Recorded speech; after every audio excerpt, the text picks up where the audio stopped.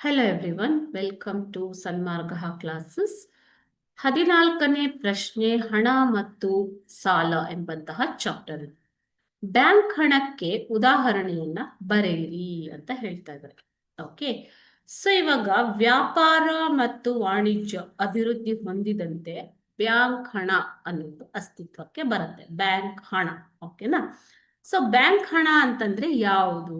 ಈಗ ಚೆಕ್ಗಳು, demand draft ಡಿಡಿಗಳು, ಕ್ರೆಡಿಟ್ ಕಾರ್ಡ್, ಡೆಬಿಟ್ ಕಾರ್ಡ್, ಇವು ಬ್ಯಾಂಕ್ ಹಣಕ್ಕೆ ಉದಾಹರಣೆಗಳು.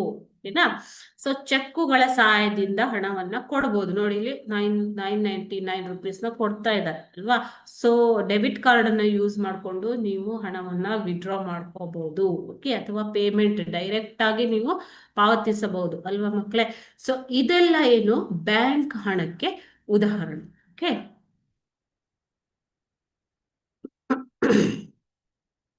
Thank you.